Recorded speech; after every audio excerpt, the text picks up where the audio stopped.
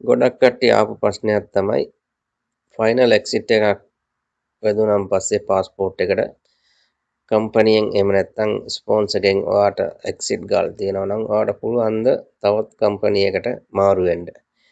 ඒ ප්‍රශ්නෙට අද මේ වීඩියෝ එකේ උත්තර ලබා ගන්න පුළුවන්.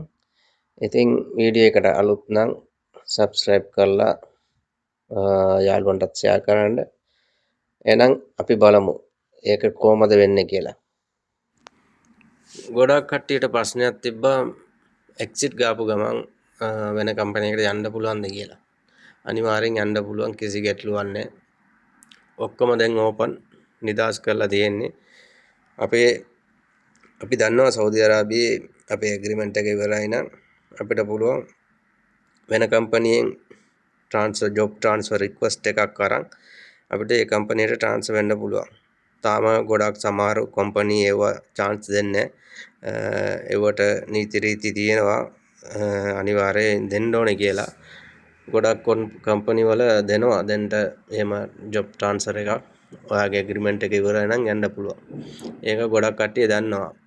ගොඩක් කට්ටියට සැකයක් තිබ්බා එක්සිට් එක ගාපු ගමන් යන්න පුළුවන්ද කියලා. ඒ වගේම තමයි එක්සිට් එක ගැව්වොත් හරි ඔයාට තවත් කම්පැනියක් බලලා යන්නත් පුළුවන්. ඒක වෙන්නේ මෙහෙම තමයි. ඔයා මුලින්ම ඔයා කම්පැනියෙන් එක්සිට් ගාලා නම් ඔයාගේ එක්සිට් එක වැලිඩ් වෙන්න ඕනේ. එක්සිට් එක වැලිඩ් කියන්නේ මේකයි. ඔයාගේ අප්සර් account එකේ පෙන්වන්න ඕනේ ඔයාට එක්සිට් ගාලා තියෙන්නේ කියලා. ඒකට තමයි එක්සිට් වැලිඩ් කියන්නේ. ඒක පළවෙනි එක. දෙවෙනි එක ඔයා QR ජොබ් ට්‍රාන්ස්ෆර් එකක් ගන්න ඕනේ. අලුත් කම්පැනියෙන් ඔයාට රික්වෙස්ට් කරලා තියෙන්න ඕනේ QR එකේ. ඒ රික්වෙස්ට් එකත් ෂෝ කරන්න ඕනේ, පෙන්වන්න ඕනේ ඔන්ලයින්.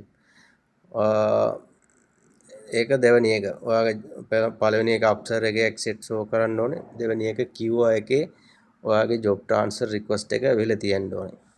තුන්වෙනි එක ඔයාගේ අලුත් කම්පැනියේ ලියුමක් යවන්න ඕනේ. ඊමේල් හරහා එහෙම නැත්නම් ලෙටර් එකක් හරි කන්ෆර්ම් කරන්න ඕනේ.